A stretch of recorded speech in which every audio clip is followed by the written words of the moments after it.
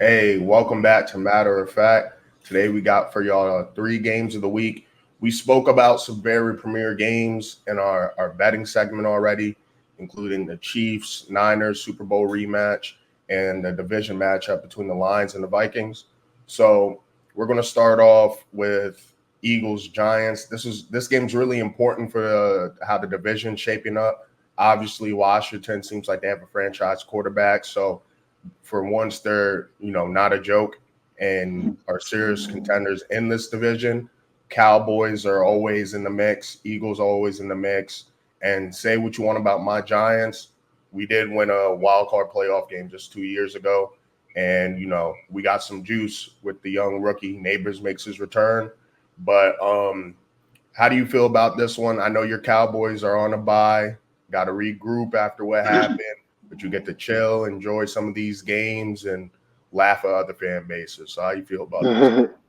I mean, me personally, I'm kind of it's just one of those situations where like if from the Giants side, it's like the time is now. Like, are we gonna get we're gonna make some headway in the division, and we wanna be because like compete in the division. We got to get this game. It's a home game, and the Eagles are unraveling a little bit.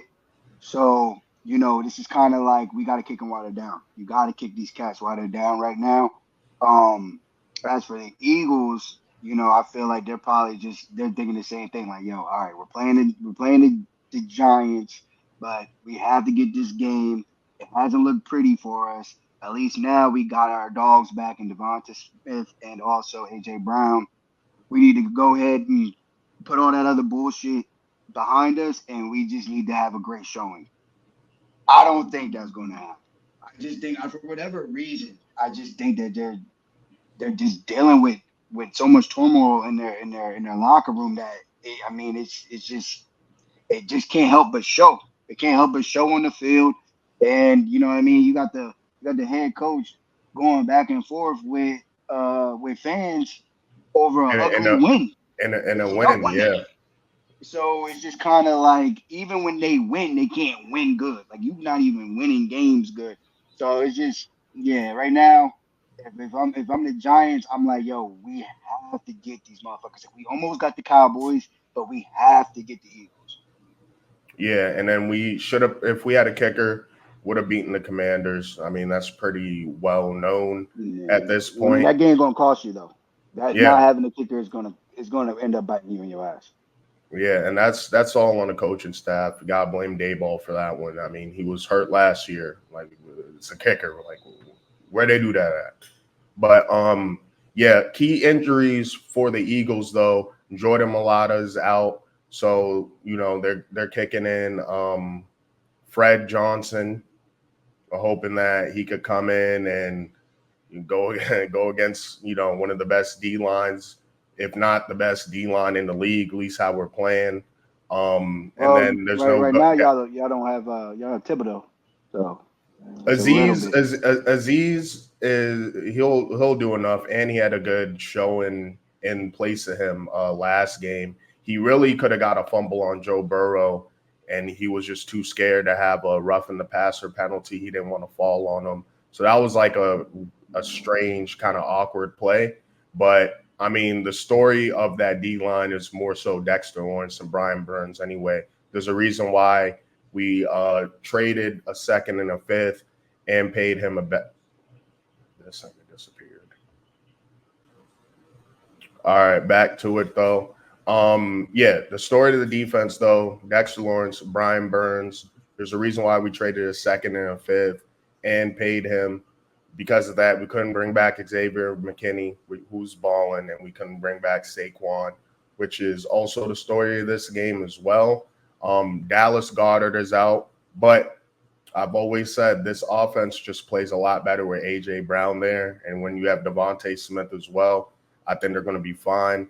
Not sure if Dotson's going to. I mean, there's a reason why he was available. Um, I kind of look at that pickup like I do the Devin White pickup. Like, cool, nice name on the roster. It looks good, but Pedigree, draft pedigree. yeah. So the story, in terms of storylines, this is matter of fact, so we don't really dig into that, but sometimes it matters with the morale of the team. And like Austin said, Nick Sirianni, he shaves his head for whatever reason, and now he's, he even has a gut now, I noticed. And I'm not here to judge other men, but like it kind of seems like he's spiraling a little bit. Do you think that locker room is kind of rallying behind him though? Or is it kind of like, man, this guy? Or do you think it's like, yo, we in Philly, so Philly? I just don't think that they, you know what I mean? I don't think he really has anybody's ear. Like I think everyone's just kind of going through the motions, like it just what it seems like. It looks. I mean, it's just everybody's going through the motions. I mean, the Cowboys are kind of dealing with the same thing, which is how I know.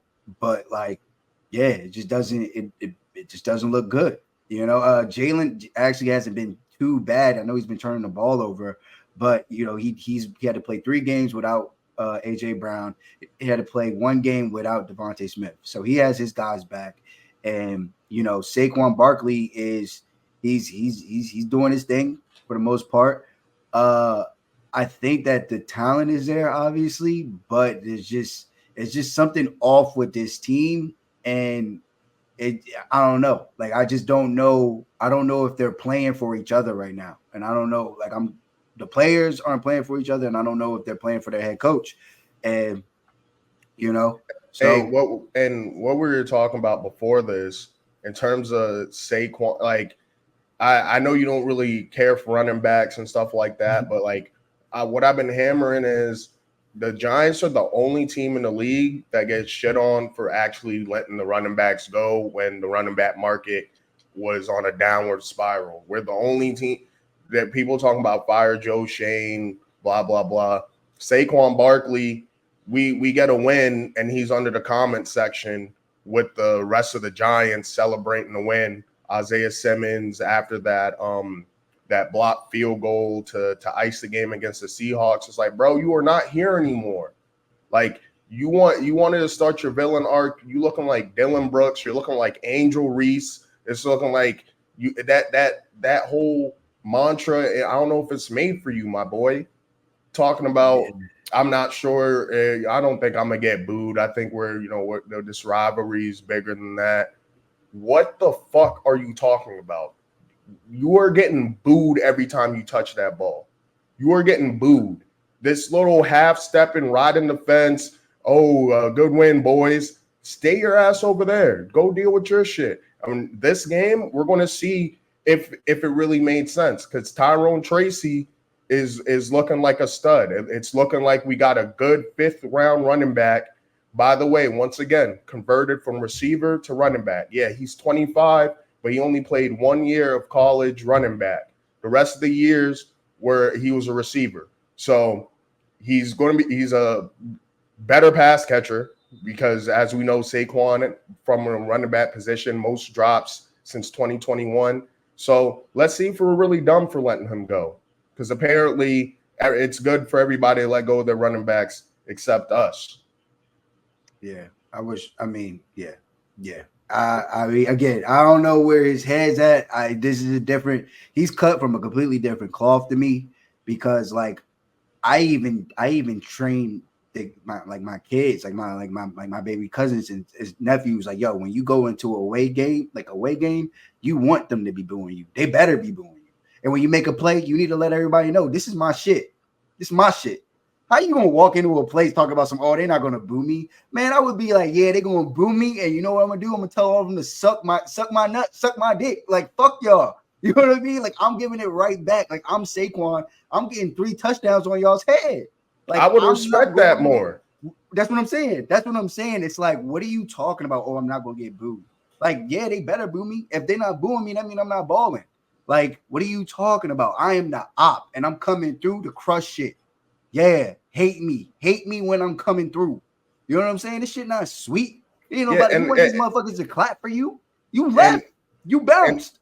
And if I'm an Eagles fan, I would kind of be like, yo, what are you talking about? Or even just any of the antics. It's like, bro, are you all in here? Like, is your mind in the locker room, or are you? But that's what I'm saying about this locker room, this team. It's like, This nigga on Instagram looking at his old team, seeing what they having fun over there. He on Instagram like, damn, they having fun over there.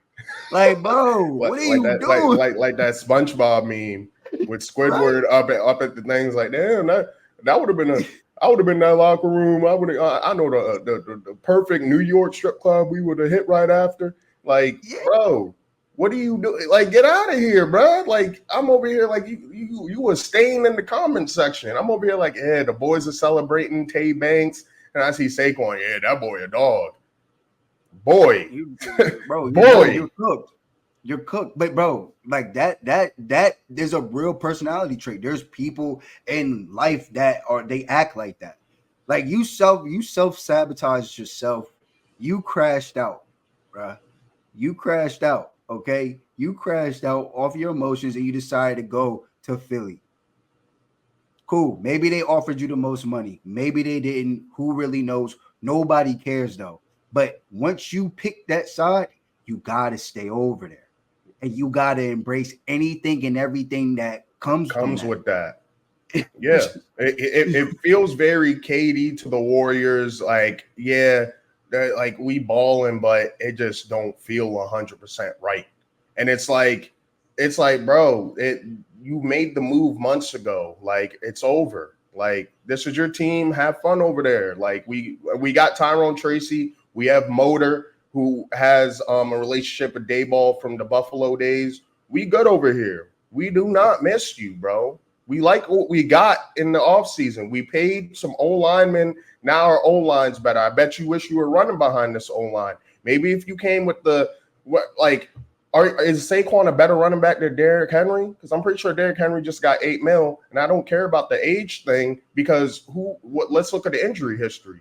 Derrick Henry, an Iron Man. Saquon be hurt from time to time, which is the part of the reason why we didn't want to pay you. And you got your money. You got your money from the Eagles. But let's take a page out of Josh Jacobs' book. He said that the Chiefs reached out to him, and as a Raider, it just didn't sit right with him going to the op. That's what he said. And now he's on the Packers. You know what I mean? The Texans were looking for a running back. You could have been with the Texans and C.J. Stroud instead of Joe Mixon potentially. There was a lot of options. So I think he's from Pennsylvania. That might be a part of it. But that's more of a reason to be on some, I'm real Phillied out. Put on, you know what I mean? Wallahi and put on your little whatever the Muslims wear in Philly and do your thing over there, bro.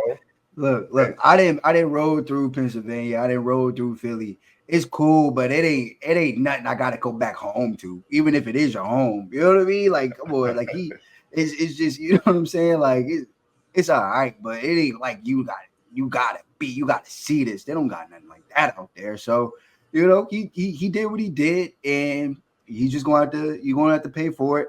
The least he can do though is score a touchdown. So I do got Saquon Barkley anytime touchdown. If you feel like he is going to be a kind of villain, go ahead and get him for 2 scores. But I think that they'll make an effort because he seems like he's an emotional guy. They'll make an effort to get him into the end zone. So instead of a Jalen Hurts tush push, you probably get a Saquon HB dive. Yeah, and Dexter Lawrence, his comments, he was like, yeah, I like Saquon as a person, everything he did for us, but, you know, on Sunday, it's war, and he know that. And that's what Dexter had to say about it. He's going to be in the middle trying to stop him. On the Giants front of things, Andrew Thomas is done for the season. So, you know, we're trying to – I kind of wish we gave Evan Neal run at left tackle. He played left tackle at Bama. I know we're trying to put him in at right, but Illuminor coming from the Raiders, coming with CB, our new O-line coach, he's been doing great on the right side, so I don't want to mix that up. But key matchup here, obviously they lost James Bradbury, but I don't think they're too upset about that. They drafted 2 corners in the draft, Quinyon Mitchell, Cooper DeJean, who hasn't been getting a lot of burn at all. But key matchup, Neighbors, Quinyon Mitchell, do you think they're going to have Slay on them? What do you think about how Quinyon Mitchell's been doing this year? I mean, I don't think he'll be followed. Like, I don't think they're going to have anybody follow Neighbors. Neighbors does move around a lot. So, to get him the ball. He'll be running. He'll be the guy in motion. He'll be, if he's on the outside, he'll probably take, you know what I mean, again, Slay if he's on that side, or he'll get the rookie Quinion Mitchell if he's on his side. Probably seeing a lot of Cooper DeJean though. Like if Cooper DeJean is food out there, I could definitely see them just working him in the slot and against Wandell. And if you're a Wandell owner, feel free to play him in the flex because Neighbors is going to garner so much attention, and that's when Wandell is really going to get active. So don't sleep on that. Also, I expect Theo Johnson, our rookie tight end, to get more opportunities. When Neighbors was playing before the concussion, we weren't using our tight ends at all, which I didn't like. We were very Neighbors dependent. Now we've seen the offense without Neighbors, and I think it's Dayball's going to get creative with this. But so he's going to be out there. Quinion Mitchell, expect Cooper DeJean to be on Wandell, and then I mean, it's going to be a good game, important game for the division, like I said. But back to your point, if there's a time for us to get right and do something this year and actually make a playoff push, we got to beat the Eagles. We already lost a division game against the Commanders. We lost against the Cowboys.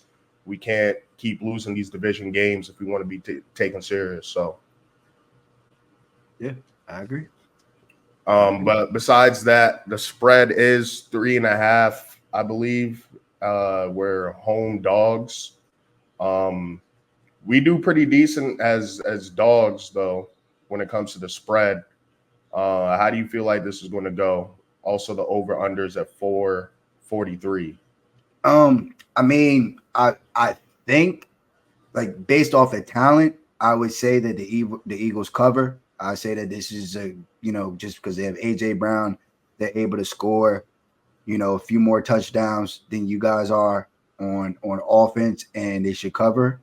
But again, I can also see a scenario where you guys come in, you make the game ugly, they can't get anything going on the ground, and somehow y'all end up pulling it out on something like 17-16 or something like that, I think we match up well against them because Jalen Hurts, not the same as like Jared Goff, where he just you put pressure on Jared Goff and he looks like a bottom 20 quarterback. But the way to beat Jalen Hurts is to put that pressure on him, and that's where I think we match up well against them. It opened up at -3. I think it got moved to 3.5. So you got that hook. If you feel like the Giants at home can make something shake, Saquon revenge game, if you want to call it that. I don't know how he feels about it. I don't even know if it's a revenge game for him, the way he's moving weird. But we can move on from this one. The next game we're going to get to is the who is it? The Packers? Yeah, Packers in Houston. Packers, Houston. Where y'all at? This one's going to be exciting. I'm obviously going to have the Giants game up, but I damn near don't even want red zone up. I kind of want these two games. And then you got the Lions. I wish they made, I don't know, many in the later window or something like that. That would have been dope. Yeah, I mean, this is like I said, this is just one of those weeks where we got a lot of good shit, I'm gonna have all three screens showing games probably, and then one of maybe red zone on the laptop or something like that. But this one right here, do they have the injury report? Do they have the yeah, right here. So there's some significant players that will not be playing in this game for the Houston Texans, and that's why I'm picking Green Bay to cover this one. I think that Houston is a good team. I think that when it comes to talent and also like the outlook of the entire season, they'll be in contention, playoff contention. But for this week, I don't think they have enough of their players back that they'll need on defense. They got their starting linebacker who's not playing. They have a starting cornerback that's out, and I think that they have a he's been playing well. Their rookie, right? Lassiter. Lassiter. Yeah. Is he a rookie or is it second year? It might be a second year. I can't. But nonetheless, he's out the game, and like you're playing Jordan Love, quarterback that likes to air it out. Also, another player prop that I'm probably going to be taking is his over 2 touchdowns. He actually has a streak of like 8 games in a row where he's cashed it over two touchdowns, 1.5 touchdowns. So I just think that CJ Stroud is going to be able to compete, and also they're probably going to put some points on the board. But at the end of the day, I think Green Bay just has more firepower, and the Packers are just going to be, they're just a little bit more put together right now. They're healthier. They're a healthier team, and I think that ends up being the reason for the Texans losing this one. And obviously, no Nico Collins. CJ Stroud's a point guard out there, and like we talked about last week, this is why you bring in a Stephon Diggs, just in case interchange them out, and you still have a very potent offense. Lassiter is a rookie, by the way, 2nd round pick, so that was a good pickup by them. They've been drafting very well. Who's that? Jimmy Ward that's out too? Jimmy Ward, yeah, it looks like Jimmy Ward is out because they got a rookie right now from USC. I think his name's like Ryan Bullock or something like that, and he has like 3 interceptions. Yeah, so I mean that's how you rebuild a franchise. You get your quarterback, and you hit on those draft picks, those 2nd, 3rd day picks can make or break your team, push you over the edge. So I feel what you're saying with this. This one's a tough one. I'd probably take Houston +3 just because of the value. I wish there was a hook there, but yeah, I think I can see this going either way. I think it should be like +5 with all the injuries and them having. Oh, then you better this better be in your parlay then. Yeah, for sure. Because if that's where you seeing it, then when the injuries, and again, that's with knowing the injury report, when knowing that your starting linebacker is not playing and your starting cornerback is out. I mean, I don't know how close people watch their teams, but there is a significant drop off between your starting cornerback, even if you think he sucks, and that backup. There is just the drop off is so significant that you know what I mean, for a cornerback to be out, and also the play caller on your defense to also be out. I just think that they're missing too many pieces that you need when you're playing a football team with Matt LaFleur as a coach and Jordan Love throwing the ball like that. So I mean, that's really what it comes down to for me. And also, they don't play as well as they do at home away. They're still a young team, so they're going into Green Bay, and which is also an extremely young team. Right. Yeah. So you know what I mean? It's just they're playing away, they're going into Green Bay, and I just think that this is one that the Packers probably pull out and cover. Here's your boy, by the way. They got him in the 3rd round, Kalen Bullock. Right, 6'3". And then they also have Jalen Petrie, who they got a few years back. Pretty nice. So I mean, they're missing some people, but you still got Will Anderson and Danielle Hunter on the line. You still got Derek Stingley. So I mean, well-coached teams. You miss some players, and you find a way to make it work still, but that's going to be tough against this Packers team, as you mentioned. Just showing the other roster, how that's shaping up. And Jair Alexander being back is major as well. Right. So for him to come back, and then for the Texans consequently to also be missing pieces on defense, that's pretty tough. But the Texans do have the better D-line play. But yeah, this is going to be interesting. Do you think it's going to be a shootout? How do you feel about that over under 48.5?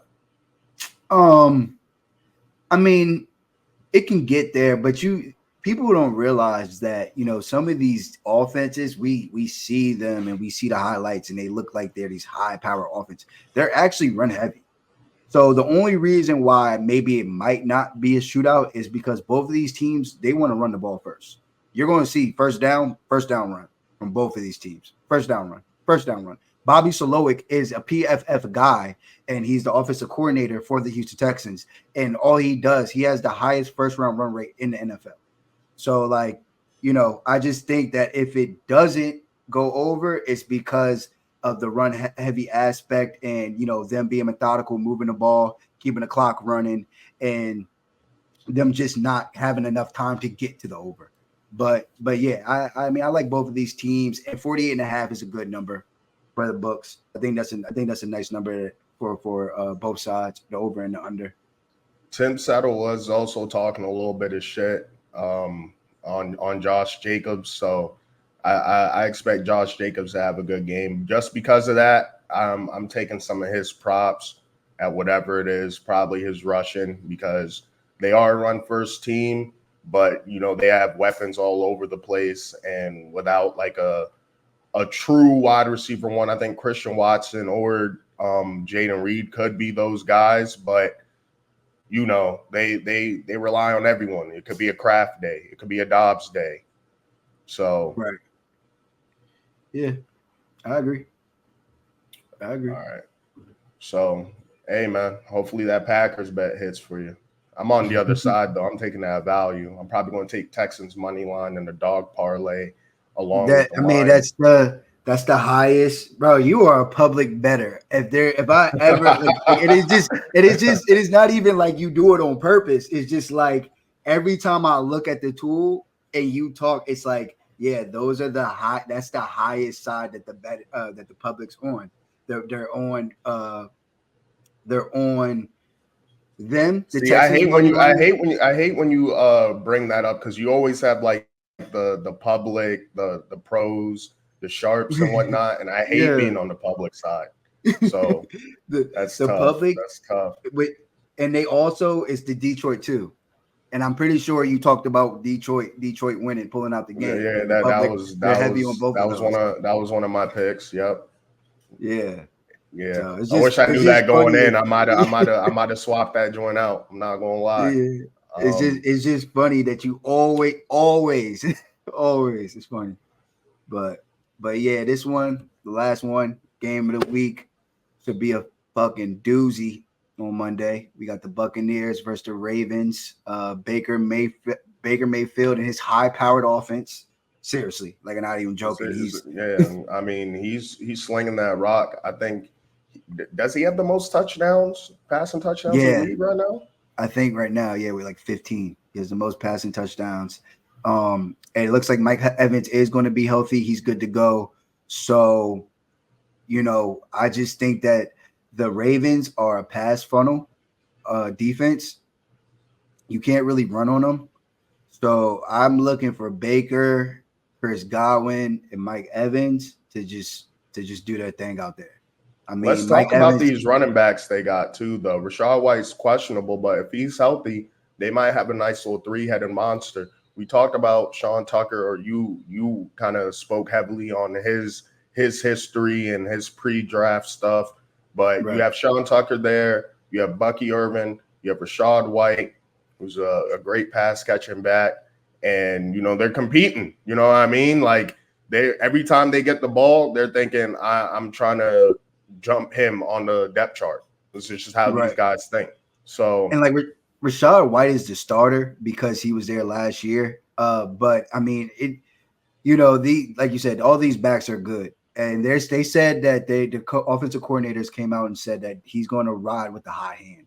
So, I mean, they don't know either. You know what I mean? That essentially says we're going to all find out together. We're going to let Rashad White start, but whoever the O-line is blocking better for and whoever, is moving well is who's going to be the one getting the carries that day.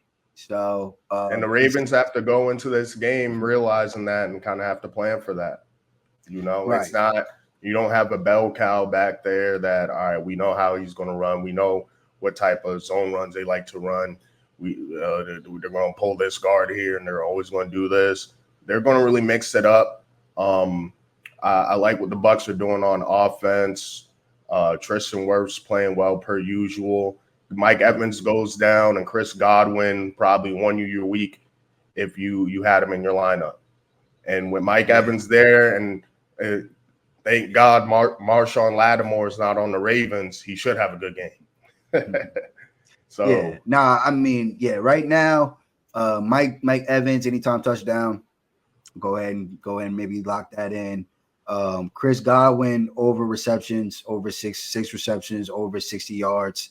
Like these cats, they I mean, they get the ball. Like Baker, everybody knows who Baker's throwing it to. He throws it to those two. Sterling Shepard might get a little bit. Cade Ogden's gonna get about 6 targets, but you know what I mean. For the most part, he's giving the ball. He's feeding his guys. He gets the ball to his best players. And I mean, I like this Baker. I mean, if you don't like Baker, I that's something you're dealing with internally. Yeah. That's a personal issue you got to see with yourself, because I don't know how you don't like the story of him coming back from that Brown situation. And now look at the Browns. I bet they wish they had a Baker, right? And then Right. he goes on that crazy like 99-yard game-winning drive with Sean McVay and the Rams, gives them that boost, lands with the Bucks. And I think he's going to retire a Buck, and he's proven his worth, and that's a very great contract that they have over there with Baker too. So Yeah, and I mean it's just awesome. You know, it's just nice to see this side of the NFL. You know, especially like I got to deal with my toxic little Cowboys or whatever, and then you know over here in Tampa Bay they having a blast. He has a TV spot on Amazon. He's in a show where he disguises himself as someone else, and he literally is like walking through like the stadium tour. Baker, oh like really? he pretends to be like a regular like Joe Schmo or whatever, and he's rocking with the fans, and he's walking through, and he's like messing with, he's like touching stuff in the locker room and everything. Like, hey, you're not supposed to be touching that. And then at the end, you know, they get to throw the ball. They let the fan base throw the ball or whatever, and he's like, you know, I could have made it to the league if I ain't blow my knee. Da, da, da, da. And he starts cranking it. They're like, yo, what the heck? They're like, hey, this guy right here kind of has a cannon, like the wide receiver. It's crazy, but like, yeah, like Kind of like what they did with Chad Powers, Eli Manning. well, it was Eli Manning's show. It was Eli Manning. Oh. It was basically, yeah, it was a different episode though, but yeah, it was that same concept. It was actually entertaining to watch. All right, so on Amazon Prime. I don't have the name of it right now, but yeah, I'm gonna find that. I'm gonna go watch that. That sounds funny as yeah, hell. like it was actually entertaining. Like it was 30 minutes of actual like, oh, this kid, he's funny. He has personality. You know what I mean? And it's cool. It's cool to see the players when he was on the Browns and he was doing his thing, because he got the Browns their first playoff win in like decades or whatever. One of his criticisms was the amount of commercials he's in. So I mean, he's camera friendly. That yeah, he's always been pretty camera friendly, or he hasn't minded camera. So that is true. And you mentioned that Cade Otton, he might have like 6 targets. His over under receptions is 3.5. So is that something you're hammering, or is there I would more meat on the bone? See, I would stay away from him, because the only reason why is because I think he gets like 3 receptions. You know what I mean? Like I think it's possible that it goes like 3 receptions. Like he's going to get 6 targets, but I don't know if he's catching how many of those targets he actually catches. You know what I mean? Facts. I might like his yards more than that, because he could go for like 3 catches, 55 yards, and then you're over here. You took the receptions, and he got you 50 yards, and that would have smashed. I don't think he's a bad tight end streamer either, because they might need to put up a lot of points and spread the ball out. So, you know, if you're looking, you know, tight end is always a tough position for fantasy, and it was a rough start for tight ends this year. So you might be in tight end hell yourself. And if Cade Otton is somehow on your waivers, or if he's on your bench, this might be a good week to start him, in my opinion.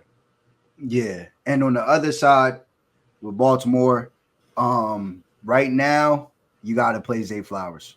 You got to play Zay Flowers. This is a Zay Flowers game. And the games where the Ravens have to actually compete and they're not blowing out the teams, Zay Flowers is very much going to be involved. They're going to make sure Zay Flowers gets the ball. And when that happens, he gets a lot of targets at the line of scrimmage. He gets a lot of yards at the catch. So if you want to take him for you're breaking up a little bit. Can you hear me? Yeah, yeah, you good now. Repeat that. I said he gets a lot of targets and he gets a lot of receptions and he does a lot of yak. So everything is yards after catch. So I would try to take his receptions if you want to, but also I I would like his receiving. I think 60.5 is kind of a steal in this game because I think they're going to have to put up a lot of points. I think yeah. this Ravens defense, like they're decent, but they're not like this isn't the 2001 Ravens or even the Ravens defense of a couple years ago where you're drafting them kind of high in fantasy and stuff like Mm. that. So you can move the ball on this Ravens defense, but they have a lot on Well, you mean the offense to Bucks? make up for that. You Hmm? mean you talking about just the shootout in general? You just talking Yeah, about yeah, everything? yeah. I mean, I think you can move the ball on both on both sides.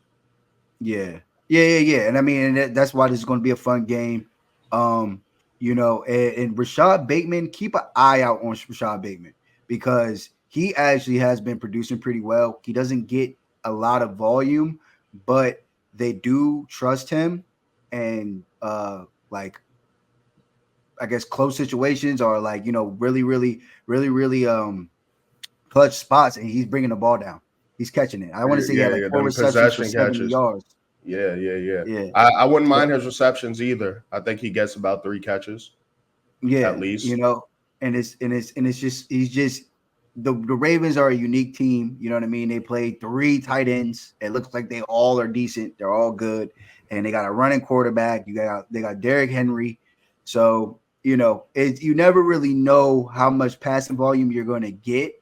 But I just think that the way this game's going to go, the game script that this game's going to have, I think you're going to need And don't forget Lamar to throw Justice it a little Hill, bit. mixing a little bit of Right. Justice Hill. Yeah, so Yeah. they got a lot going on offense, but so we just mentioned, so do the Bucks. So this is going to be a good one. Monday night doubleheader. Along with that game going on, it's going to be the Chargers against the Cardinals, which I think is going to be Yeah. interesting too. These Monday, I don't know how you feel about them, but I feel like it's going to be they're doing a lot more of these. So get used to seeing more Monday night doubleheaders. Betting wise, I kind of like it because that's more picks and more options for your parlay. And I might do a little bit of something with that Arizona game. That's a game I got to research a little bit more in terms of who's Yeah. playing and things like that. Two I, completely different teams, but yeah. two marquee I got quarterbacks. I got a little go to hell ball parlay for that one. I got J.K. Dobbins first touchdown. I'm taking J.K. Dobbins to score the first touchdown in that game right there, and then I think I'm gonna take Kyler to go for two passing touchdowns, two passing scores. Smooth. I like taking Kyler's rushing yards. He could get active with that at any time. So I might tail that Dobbins first because if they get in that red zone, shit, they might run that shit 3-4 straight times. Exactly. You know what Right. I mean? So Yeah. shit, or hey, do a play action boot and get it out to him in the flat. Boom, Right. touchdown, receiving touchdown. So Yeah. no, I like And that. Arizona is very susceptible to the run. You know what I mean? And we know Harbaugh, all he want to do is run. So, but Right. as for the winner of this game, I think I'm gonna have to go with the Ravens.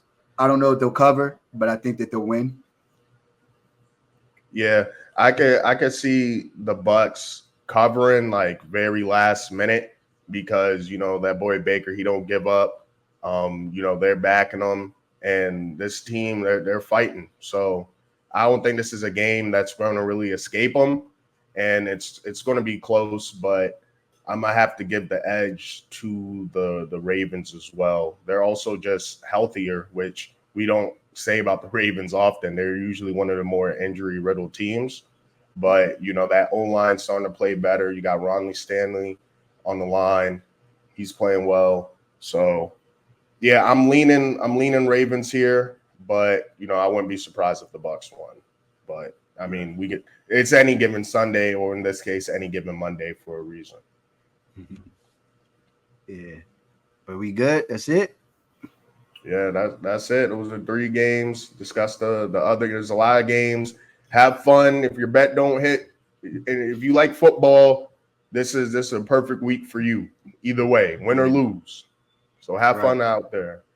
Yeah, enjoy your Sunday. Enjoy your Sunday. Yeah. And like and subscribe. Seriously. Like and subscribe.